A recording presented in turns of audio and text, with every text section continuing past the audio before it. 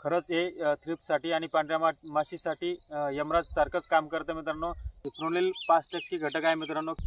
जय शिवराय मित्रांनो आज आपली कपाशी जवळपास 60 दिवसाची पूर्ण झालेली आहे आणि काही शेतकऱ्यांची दुसरी फवारणी झालेली आहे मित्रांनो।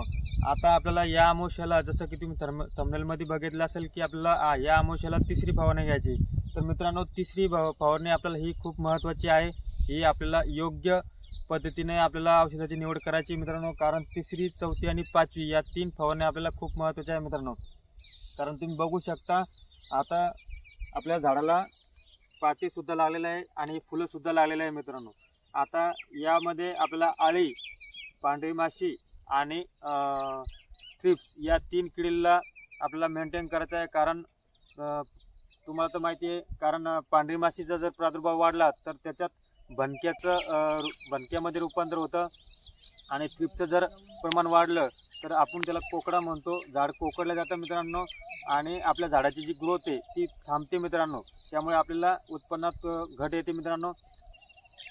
त्यानंतर आपल्याला आळी सुद्धा मेंटेन ठेवायची आहे, कारण आळी जर आपल्या फुलामध्ये आळी असली मित्रांनो तर आपल्याला कैरी ही पोचत नाही मित्रांनो, कैरी लागत नाही, त्यामुळे आपल्याला उत्पन्नात घट होते।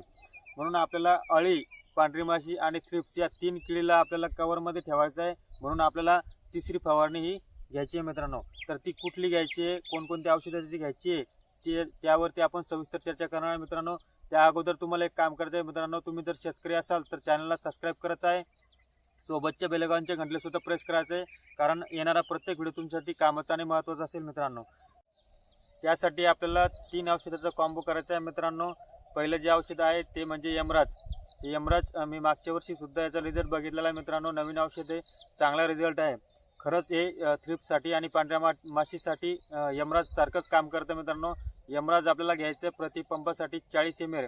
त्यासोबत आपल्याला अळीसाठी घ्यायचं इमामेक्टिन आणि त्यात एक बुरशीनाशक तुम्ही तुमच्या पद्धतीने सुद्धा निवडू शकता, नाहीतर मग M45 किंवा साप किंवा रोको या तिन्हीपैकी एक आपल्याला निवड करायची आणि तिन्हीचा कॉम्बो करून आपल्याला फवारणी करायची। त्यानंतर दुसरा जो कॉम्बो आहे मित्रांनो तो बायर कंपनीचं ॲडमायर आणि रिजेंट आणि एंट्रोकॉल हे बुरशीनाशक मित्रांनो। आणि रिजेंटमध्ये फिप्रोनिल 5% घटक आहे मित्रांनो, किंवा तुम्ही फिप्रोनिल असलेला दुसरं कंपनीसुद्धा औषध घेऊ शकता। तर बायर कंपनीचं ॲडमायर, रिजेंट आणि एंट्रोकॉल या 3 औषधाचा कॉम्बो करून तुम्हाला फवारणी करायची आहे मित्रांनो। नाहीतर मग त्याऐवजी तुम्ही पोलिससुद्धा घेऊ शकता, कारण पोलिससुद्धा चांगलं रिझल्ट आहे मित्रांनो। तर मित्रांनो असेच व्हिडिओ पाहण्यासाठी व्हिडिओला लाईक करा, शेअर करा, कमेंट करा आणि शेतकरी जर असाल मित्रांनो तर नक्की चॅनलला सबस्क्राईब करा आणि सोबतच्या बेल आयकॉनचे घंटलेसुद्धा प्रेस करा, कारण येणारा व्हिडिओ तुमच्यासाठी महत्त्वाचा आणि कामाचा असेल आणि नवीन व्हिडिओ तुमच्यापर्यंत लवकर पोहोचेल मित्रांनो। त्यासाठी सोबतची बेल आयकॉनची घंटीसुद्धा प्रेस करा मित्रांनो।